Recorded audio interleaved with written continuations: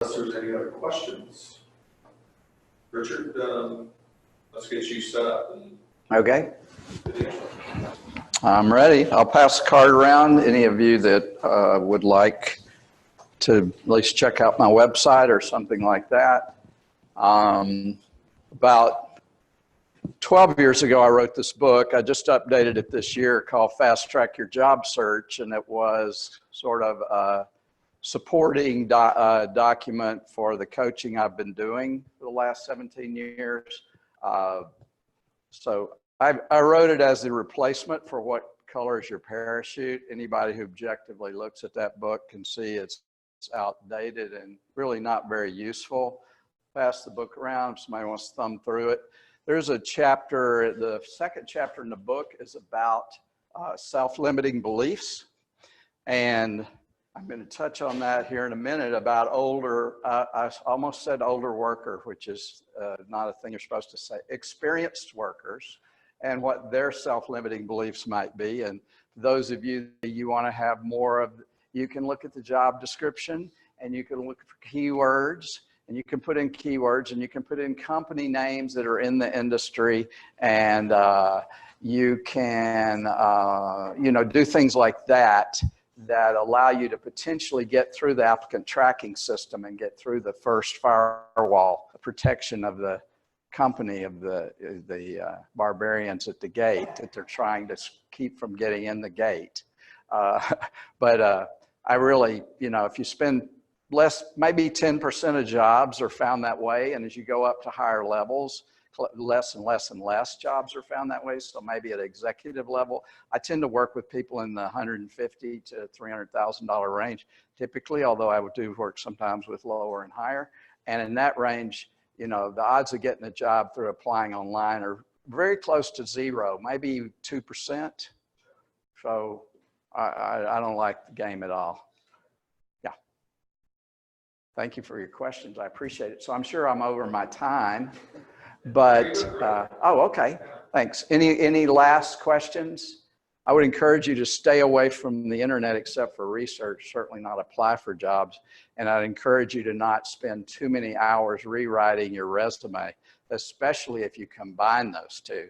Look at a job description and then try to play the roulette game of keywording your resume to fit with the job and all of that. Now you're into a half an hour or more just applying for a job. This is very unlikely you're ever going to get or even an interview for. Yes, sir. So I'm slightly confused. Okay, great.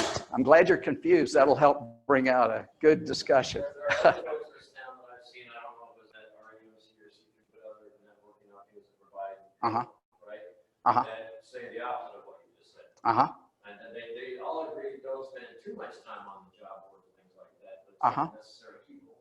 And also quoted low percentage for higher wage individuals, but they do encourage that if you get one that looks like it's right for you, that you should fix the resume because you're worth all that.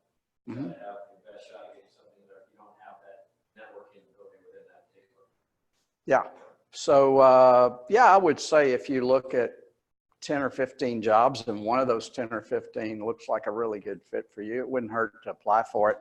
But I wouldn't depend upon the application to get you the job. I'd try to find a way to network in, go find somebody through LinkedIn that works at the company, reach out to your network and ask them, do they know anybody in that company or in that industry? And I would, in addition to apply for the job, I would try to work the backdoor approach to get in through the back door because that'll greatly increase your odds. And I've volunteered at RUMC for over 12 years. It's the biggest job networking group in town, has been for about 20 years. And I help people with interview preparation, and right across the hall is the resume people. And the resume people get a line out the door of people who want to work on their resume. And all I'm saying is I see people waste way too much time working on their resume.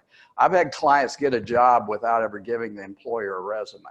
So I guarantee you a resume is a necessary evil. And I would be happy to have a debate with anybody who wants to argue about resumes are great. I would say, look at my credentials and track record and how long I've been doing it and who I work with, and then look at theirs. And, you know, I'd be happy to, you know, put myself up against, my opinion up against theirs. I'm not saying you would never do that, but it's just too many people waste too much time there. That's all I'm saying. I'm saying, what's that? Isn't the resume the tool that provides those accomplishments and things that we do best? I believe if you get out and let's say like, I'm going to introduce these people, these retained executive recruiters, I think you're going to get a lot better chance of talking to a recruiter who recruits in your area and has jobs that they're having trouble filling than you are applying for a job online by somebody who's posting. If you're posting a job for an executive position, a lot of times it's the jobs, they already have if it's a bigger company, they already have an internal candidate and they're doing it for legal reasons. And they'll say, post the job. As soon as you get 150 resumes, pull the job down. So, and maybe a couple of those 150 might get an interview. So again, I'm not saying what you're hearing is wrong, but I'm saying people who are focused on resumes, and there are a lot of resume writers out there and stuff like that. You've heard the expression, when all you have is a hammer, everything looks like a nail. When all you know how to do is write resumes, job looks like you need a better resume to get it. Okay, so that's just my opinion, you know, for what it's worth. But I value my opinion highly, of course, as you can tell. So meet recruiters, cold call employers, get out there and meet one-on-one with people. I recommend you have a target list of like 50 to 100 companies. And if you walk in and meet me and say, here's my list of 50 companies, Richard, do you know anybody? I'll know people in those companies. Now you can get down to, can you introduce me, blah, blah, blah. You immediately go to trying to make a connection inside the company. And to me, I've been doing it 17 years. I found repeatedly that's the best way to get connected if you can. If you can. Worst case scenario, throw the resume at them. Yes, sir. Excellent points. Can you explain to us the difference in different types of search firms? There's, you know, retained search firms, Yeah. and there's other search firms, and how they're typically compensated. Can Right. you kind of just give us a brief synopsis of how search firms work? Sure. I have a chapter in my book on working with recruiters and staffing firms. So it's probably about 12 or 15 pages. So you have kind of at the bottom end of the spectrum, you have staffing firms. So this is like, we need forklift operators in our warehouse, and then you move up to administrative assistants and office managers. And maybe you get entry-level accounting positions or something like that. So again, I work with more higher income people, so I wouldn't touch that. Then you have contingency recruiters, and you could kind of put them from kind of the low end of the bucket to the low end of the spectrum to the high end. A high-end contingency recruiter has an exclusive arrangement with the employer. They're the only contingency firm they're using. They have a long-standing relationship. They have credibility. And when they bring your resume in, they have a likelihood that that employer is going to take a look at it, even though they're contingency, meaning they don't get paid unless they hire you. They get nothing, so they're doing it all on contingency. The lower end are people who will take your name off your resume, maybe anonymize it a little bit and throw 5 or 10 of you at a company, hoping maybe they'll like one of the resumes. So you really need to know what kind of contingency firm you're working with if you're going to work with one.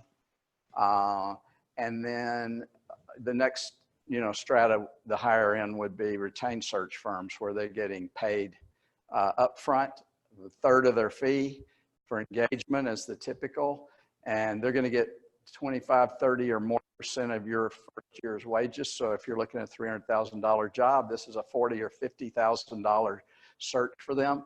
They're going to spend time and energy and screen you. And when they bring you to the employers, a high level of credibility that they're going to pay significant attention to you. Did that help a little bit? It did, absolutely. Thank you. You're welcome. So you focus on one type, 1 versus 2 versus 3? Well, if you're looking, definitely, staffing companies, you know, if you're looking for the types of jobs I mentioned, then maybe you'd talk to staffing companies. Other than that, you know, not really. Contingency, you'd want to know, do you typically recruit people in my profession? Like I worked a lot with CFOs and VP finance kind of people. So do you place finance people? I just introduced another former client of mine who's a very high level in a big company here in town to a retained search firm guy I know who only does finance. So you want to the recruiter, you need to know they either only recruit in your area like finance, or they only recruit in your industry, or something. They have a specialization. You want to try to get to those type of people.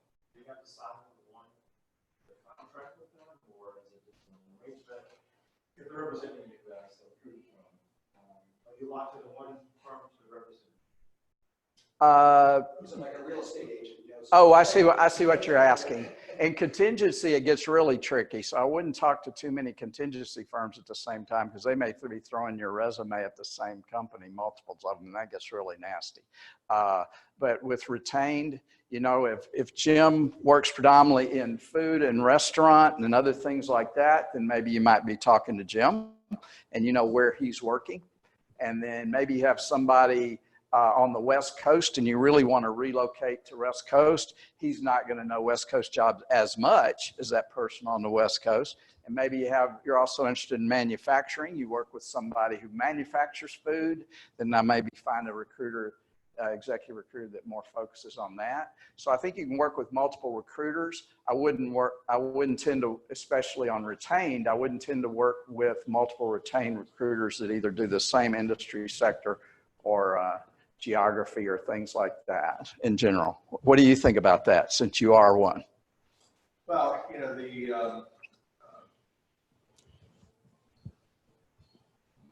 it's tough to establish a relationship with a recruiter when you're out of work. Right. You want to build that relationship, when you're got the job earlier in your career, and you're helping them, learn about opportunities as well as candidates. So, one of the biggest questions I get, because he's busy doing something else, working on an assignment. What I would say is there's tons of services that will put your resume in the hands of all the executive recruiters in the industry, and you can either focus on people that specialize in your industry or your job function.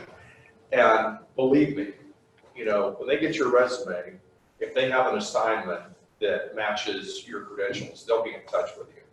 But to Richard's earlier point, 85–90% of jobs are secured through networking. And the other 10% is either through the internet or executive recruiters. I think executive recruiters are down around 5% or something. So you need to spend your time, accordingly. 85–90% networking, maybe 5% applying for jobs online, and the other 5% making connections with recruiters. I agree, 100%. My recommendation is, blast your resume to the executive recruiters out there, and sort of fire and forget. If people that you might have known over your career, I would definitely stay in touch with them. But in terms of establishing new relationships, it's going to be an unproductive use of your time. When they get to your resume, if they like it and it matches what they're working on, they will beat your door down to find you. So, that's my recommendation. I agree 100%. So Steve, was it? Yes. Since you asked the first question and the most questions, if you'd like to have a copy of the book, you're welcome to either have that copy or pass it on to somebody else if you don't want it. I will certainly read the entire thing. Oh, okay. So thank you very much. I'll let Jim get up here. As I said, I offer a short chat if you want to chat, and I wish you all the best. As I said, it's the greatest job market in my lifetime. And so if it's not working,